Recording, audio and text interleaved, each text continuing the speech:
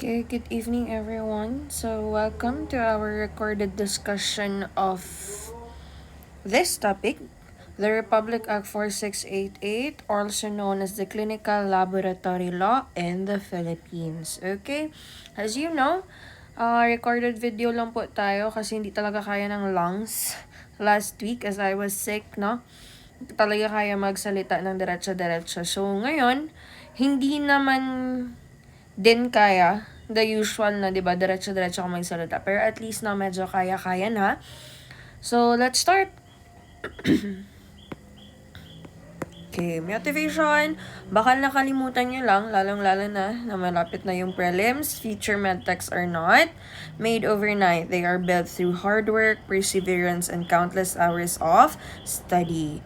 Madadagdagan pa yung countless hours of study ninyo, lalong-lalo na prelim.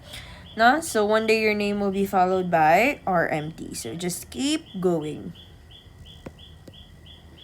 Okay, our objective for this topic is the Construct Republic Act 4688 and analyze the AO or the Administrative Order number 27 series of 2007, categorize laboratories by service capabilities, evaluate excuse me, evaluate quality assurance mandates, appreciate legal and administrative boundaries. So, part 1. Republic Act 4688. So, I'll just give you a short background on this discussion. It is not like the RA 5527 that we will go one by one the sections of this law. Instead, we will just run through the RA 4688 plus additional in-depth discussion of administrative order number 27 series of 2007 because for a while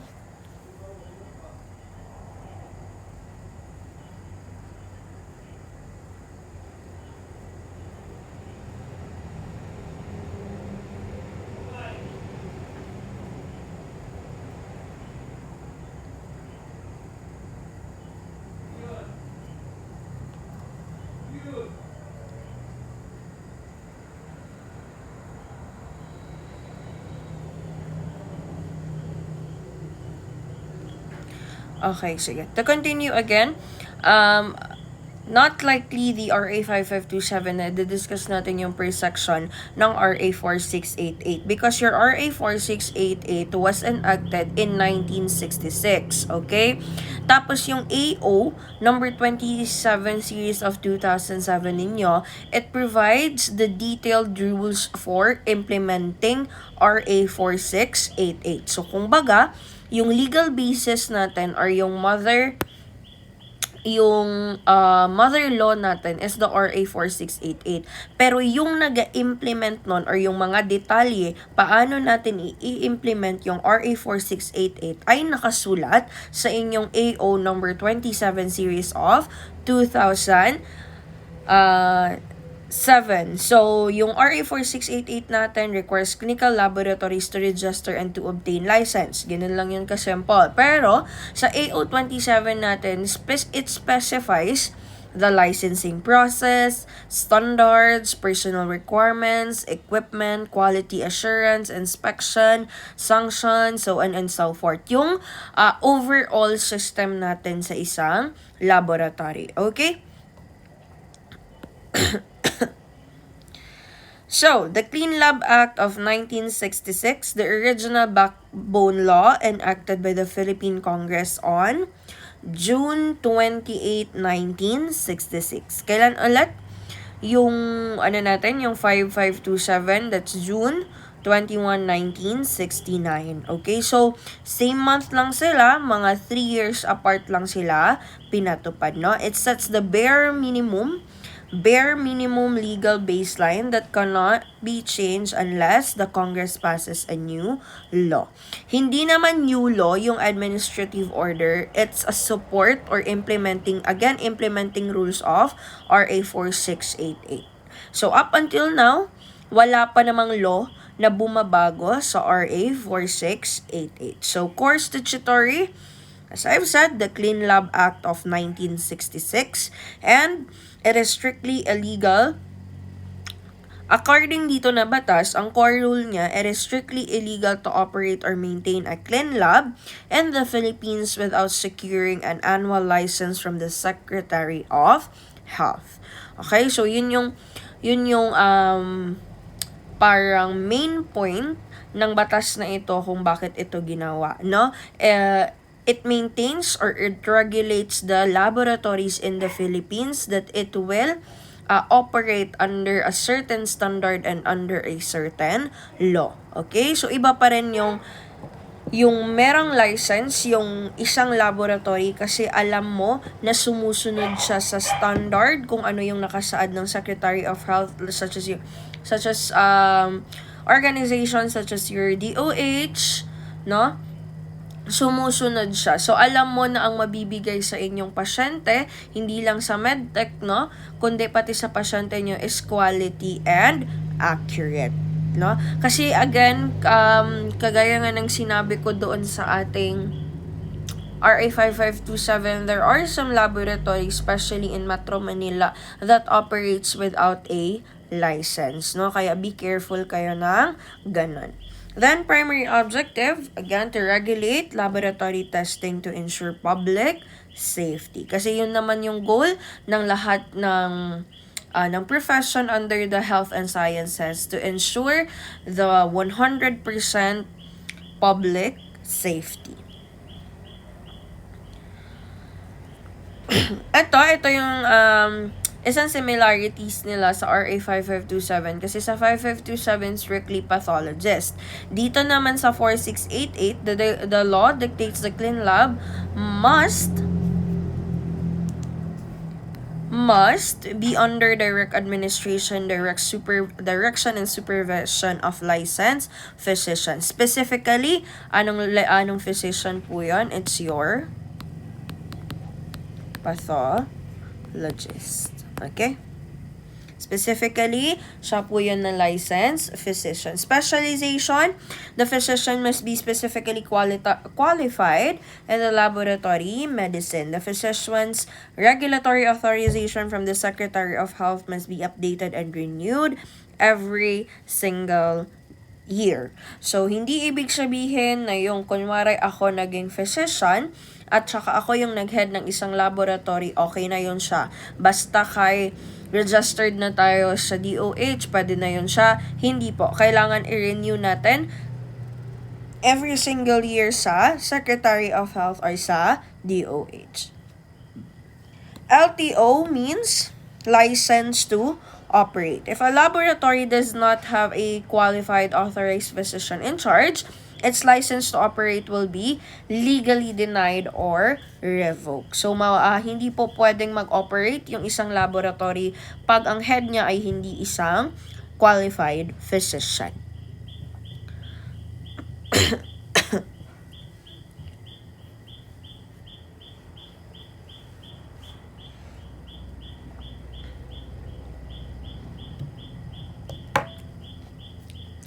So, meron din tayong exemption sa pag-acquire ng license to operate or at saka pag-head ng physician sa mga laboratory. If and ever, yung isang hospital ninyo, isang laboratory ninyo is under your government hospital doing routine or minimum examinations are completely exempt from the licensing requirement. Given that this exemption applies only if they are operating as direct extension of central or regional government laboratories. So, ibig sabihin, excuse me, water break.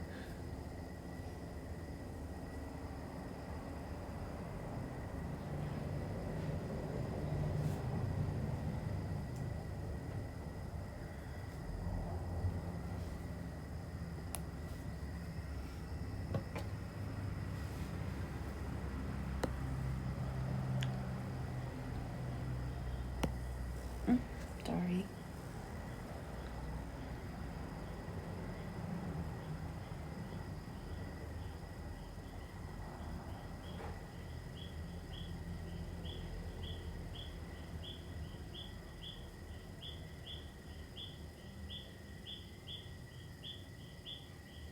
Okay. So, marami tayong mga pauses this time, guys. Ano yung mga water break natin, kay dili siya, diretso makatalk si Mio. Okay? Anyways, yun yung exemption before ng RA 4688. Na pag daw, yung government hospital laboratories perform only routine or yung mga basic laboratory procedures lang, pwede na sila walang license to operate from the DOH. But, at saka yung research and teaching laboratories then, clean lab laboratories used exclusively for academic research and teaching are exempt from the standard licensing but must formally register with the Health Bureau. Ito yung sabi ng RA 4688. But according to the DOH Administrative Order number 27 series of 2007, mapag-government or private ka man, no? But mapag-government or private ka man, you are generally required to secure a license to operate from the DOH, okay? Even if they were direct extension of central or regional government laboratories, kailangan pa rin meron tayong license to operate. Okay? So, etong mga exemption, this is just for RA 4688. Meron tayong but sa AO 27.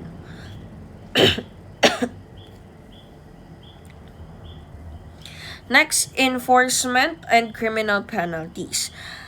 The Secretary of Health through the Bureau of Research and Laboratory is legally tasked with enforcing this law. This is before on the RA 4688.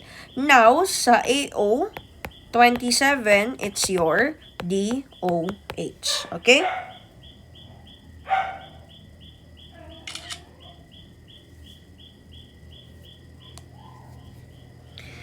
Imprisonment range, violators face a minimum of 1 month up to maximum of 1 year in prison before kapag hindi na kapag nag-operate without a license, no? Then financial fine range naman, monetary what you call this one? Monetary fine natin or penalty is 1,000 to 5,000 pesos. So, judicial discretion, depending on the severity of the illegal practice, courts can impose both jail time, and the fine simultaneously. So, pwedeng ito lang. Kung basig gamay lang imuhang sala, pwedeng ito lang din. Or, kung heavy good ang imuhang naging violation, pwede dalawa. Okay?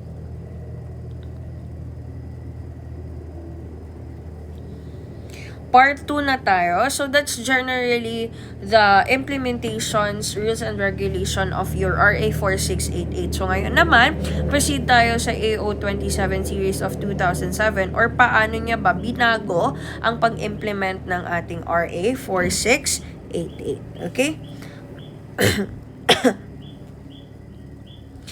So, according to DOH, ang RA 4688 of 966 kasi, 1966 law is very brief, no? So, ano lang siya kaayo ka ng very short, very kanang superficial lang ang iyahang gina-cover and gina-discuss. So, the DOH issued administrative order to upgrade the rules for modern medical technology, automation, and complex testing. So, inaas sa inyong AO 27 is, yun na yun siya, no? Yung modern rules and regulation of your clinical laboratory law.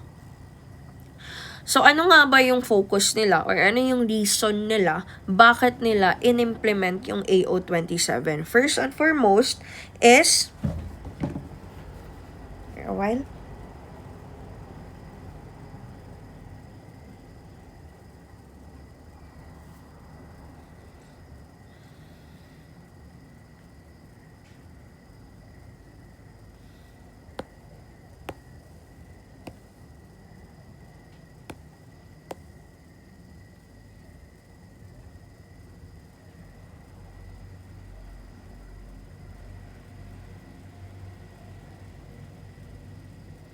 Okay. So, first and foremost is health reform lang. Kasi, yung Philippines, during that time, is, etong modernization na ito supports the Formula 1 for health reforms of the Philippine health sector.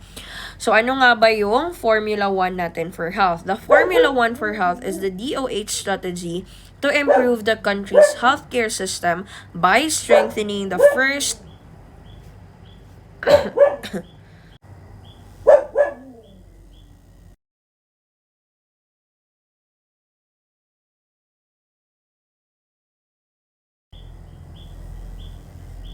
Okay. So, yun siya, no? Yung country's healthcare system natin, gina-strengthen yung health financing, health regulation, health service delivery, and good governance. So, etong modernizing laboratory regulations na ito is part of improving the overall health system.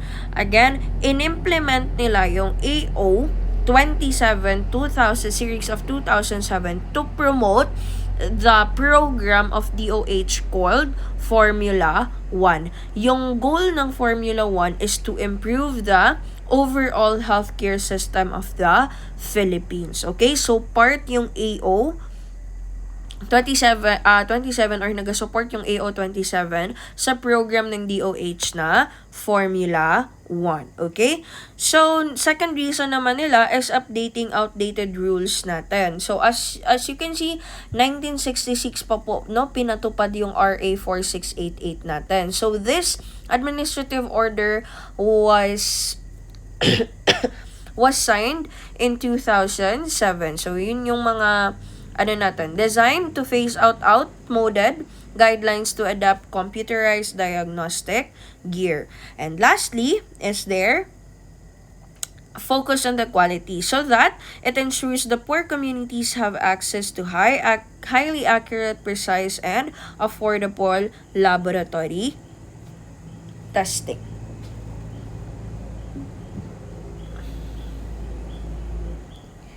So, eto yung mga terminologies na dadagdag nung pinatupad ang AO27 series of 2007.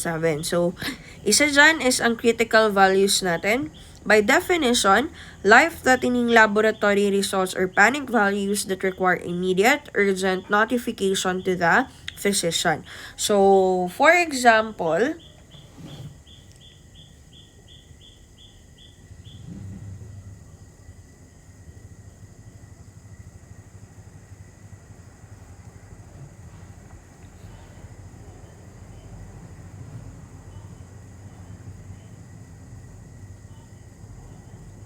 okay.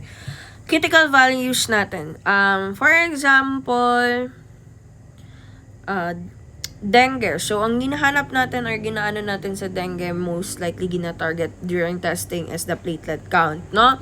So, the normal values, for example, of your platelet is 150,000 UL to 450,000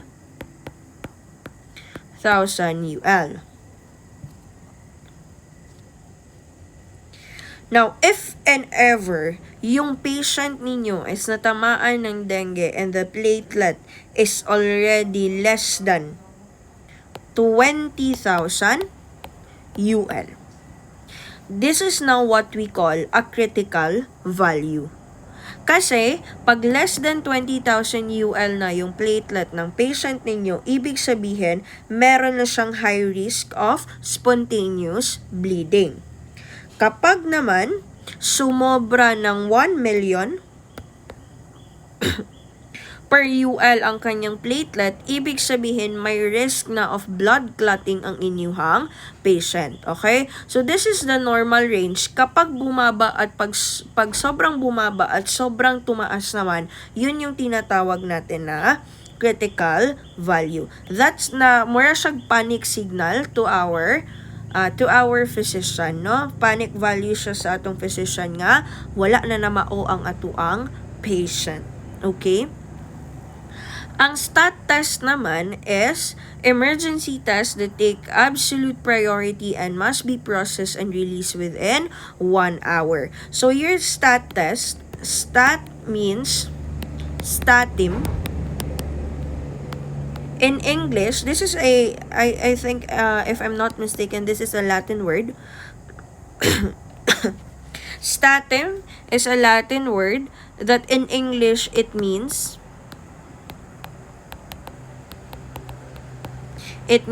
immediately. So,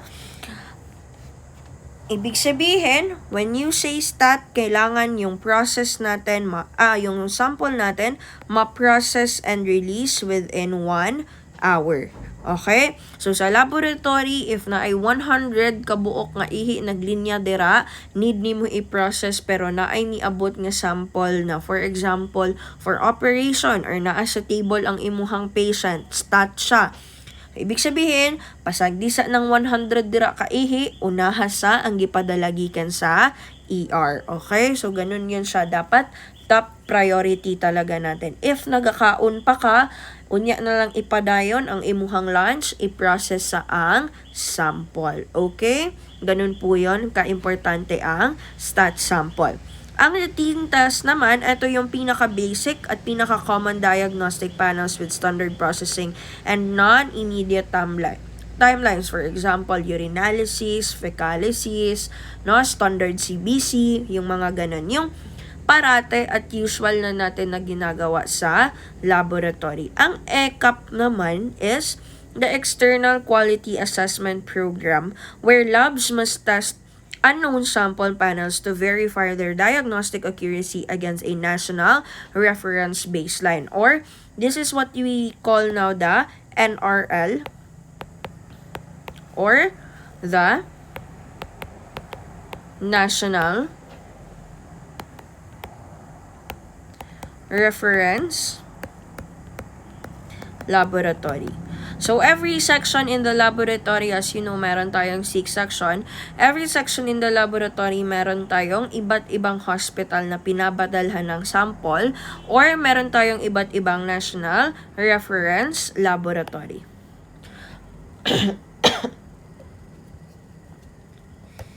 So, sa NRL, eto siya, if I'm not mistaken, every May of the year, nagpapadala sila ng unknown sample or unknown sample sa iba't ibang hospital sa buong bansa. Okay? Sa buong bansa. For example, your parasitology. Last May, nagpadala yung National Reference Laboratory ng isang prepared slide. I'm sure you're already familiar with a prepared slide. Yung mga slide na nakikita niyo dun sa MedLab, yun siya. Prepared slide yun siya. So, nagpadala sila ng prepared slide. Yung prepared slide na yan is the same with all the laboratories in the Philippines. So, hindi alam ng mga medtech. For example, Madonna. Hindi alam ng mga medtech sa Madonna ano yung hahanapin nila na parasite doon sa isang slide. Hindi din nila alam kung anong stage na ng parasite, so on and so forth. Basta kay, nagpadala ang National Reference Laboratory sa ilahang slide. And then, the medical technologist in Madonna needs to find out what is inside in that prepared slide. No? Kailangan alamin nila kung meron ba talaga itong parasite or wala.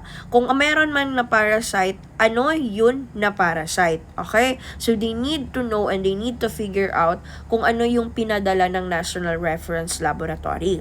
Kasi, that's one way of your NRL or National Reference Laboratory to know kung capable pa ba ang isang laboratory at saka capable and competent pa ba ang mga medical technologies ng isang laboratory to process sample, to know sample, and to perform diagnostic methods. Okay? So, yun yung purpose ng ating ECAP. Okay? Yung tawag na natin ngayon dyan is NEQUAS, the National External Quality Assessment Program. Okay, so yun yung role ng ECAP natin. Okay, let's proceed. Now, in the laboratory, meron din tayong classification and services offered based on capabilities. Hindi porket nagpatayo ka ng laboratory, okay, go, perform and everything else. Ganon. Hindi po yun siya ganon, no? So, meron tayong classification. First is based in ownership. Divided into, meron tayong government-owned and meron tayong privately owned. Sa government, state, municipality operated such as your KCH, Kidapawan City Hospital, your Cotabato Provincial Hospital, the SPMC, the CRMC, yun yung isang lang district hospital. Isa yun sa mga example ng laboratories under the government. Private naman, Madonna, MedSpec, KDHI, ano pa ba? St. Peregrine, ano pa ba hospital sa Kidapawan? Medyo madami-dami, no? DDH, Davao Doctors Hospital, so on and so forth. So, yun yung mga individually or corporately owned. By institution naman, institution-based, big sabihin, inside a hospital or clinic or a school. Ang freestanding naman, independent. So, wala silang bed capacity. Parang, for ang example ng freestanding is Rafa. Okay? So, Rafa is a freestanding laboratory. Then, clinical pathology scope naman, meron tayong dalawa. When you say clinical, ito yung chemical, microscopic, hematologic, immunologic, molecular testing hacks. Dito tayo na belong sa laboratory. Kapag nagpa-process tayo ng sample ng isang patient to figure out the diagnosis or to lead in the diagnostics of your patient. No? Yun yung clinical pathology natin. Sa anatomic pathology naman is the surgical pathology, cytology, autopsies, and tissue examination. So, I've always emphasized this one because this is because based on experience na pinakalingaw gyud, no? Sa field, for me, sa field is the anatomic pathology. Kasi dun kayo nag-undergo ng mga autopsy, so on and so forth. Okay. Eto, technical services naman tayo based sa ating mga laboratory. Meron tayong tatlo, the primary, secondary, and the tertiary. When I say primary, eto yung 15 square meter lang yung laki niya. It performs the basic routine natin na ginagawa such as your CBC, urinalysis, fecalysis, qualitative platelets. Yung secondary category naman natin, medyo mas malaki kasi 20 square meters siya. Lahat ng ito pina-perform niya plus routine chemistry such as your glucose, BUN, uric acid, so on and so forth, and cross-matching. Ang tertiary naman natin is a minimum space of 60 square meters. Ang pina-perform niya is ito sa secondary, plus special chemistry, coagulation, immunology, and microbiology, culture, and sensitivity. Okay? So, primary 15, secondary 20, tertiary is 60 square meters. Yung primary, routine lang. Sa secondary, meron ng chemistry and cross-matching. Sa tertiary category naman, nandun na lahat ng test natin. Okay? So, human resource naman tayo, quality safeguards and LTO boundaries. Sa laboratory, the laboratory must be headed by, again, a pathology certified by the Philippine Board of Pathology.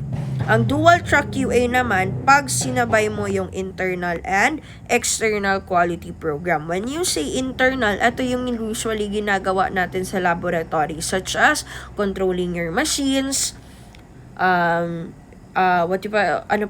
reagents, no? Yun yung ginagawa natin inside the hospital on a daily basis, no? Day by day na ginagawa natin.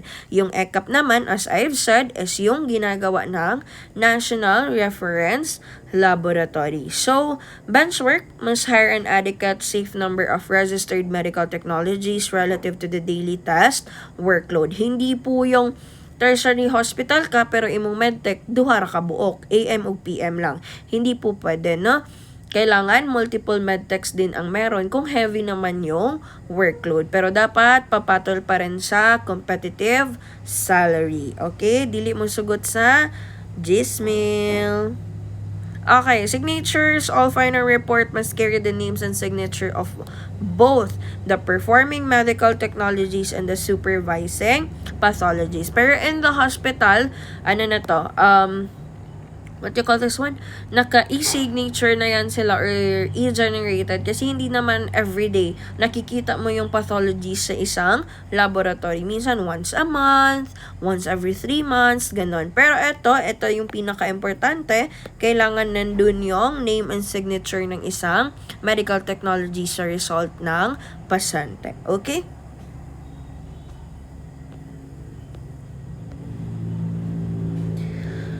So, strictly location-specific LTO. An LTO is tied directly into a single street address. Moving the lab automatically voids the license. So, for example, naakoy laboratory sa Lanao.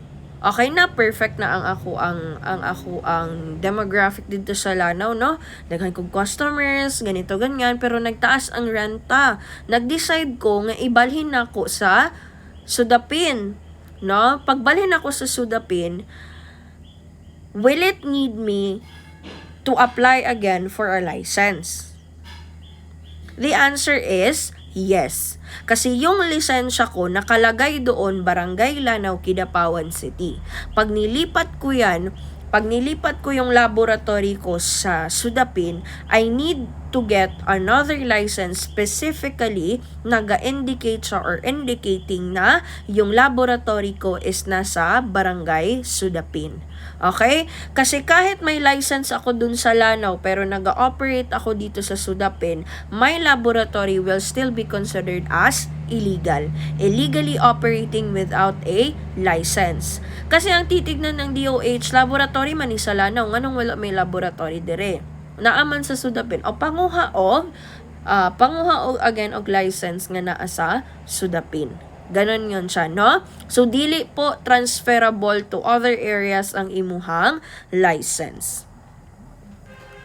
So, the license cannot be sold, loaned, transferred to another owner or corporation. So, for example, again, ako'y laboratory sa Lanao, pero na-bankrupt, ibaligya na ko siya kay Ma'am Myra.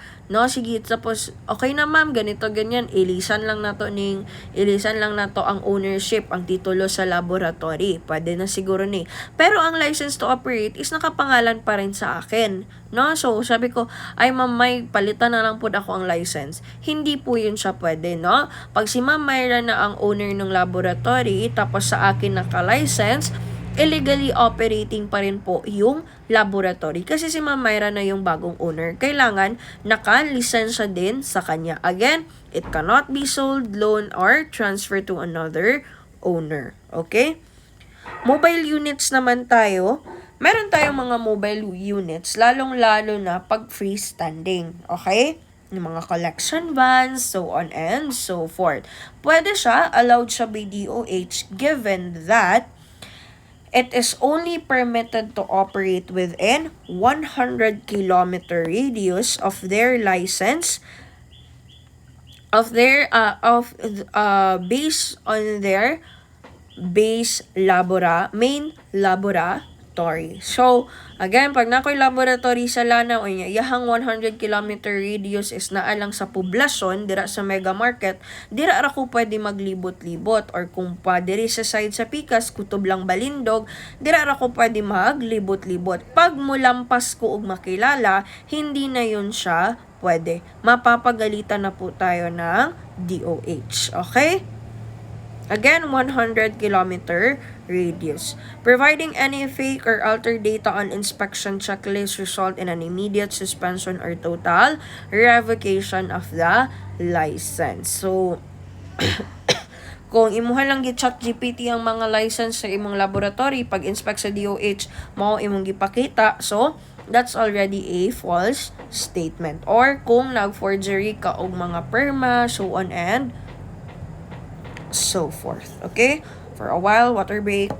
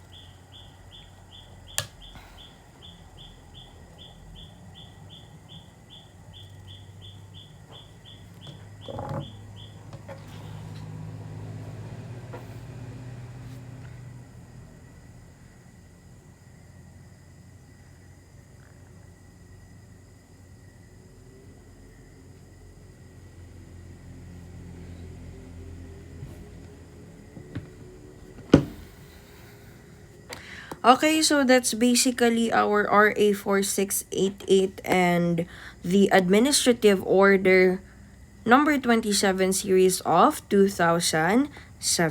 Okay? So that's pretty much it. I hope by now nakastart na po kayo sa inyong project so that ma-emphasize natin on the discussion. Pag deadline, i-discuss ko naman ang emphasis ng primary, secondary, and tertiary laboratory. So, if you have any questions, please reserve that one before we start our examination on our scheduled class. Okay, so for this one, of course, this is still a lecture. So before I will start, or before we, so 1.5 hour lang naman yung exam natin. So before I start our exam, it's either before we start or after the examination, we will have a post quiz on this one. Okay? Oops, na off ang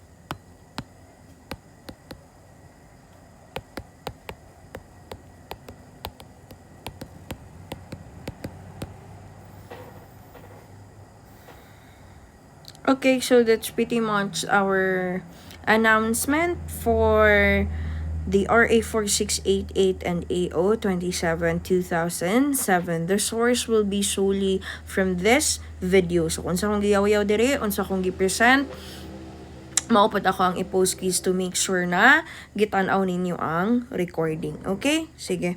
That's all everyone. Thank you and God bless. See you all.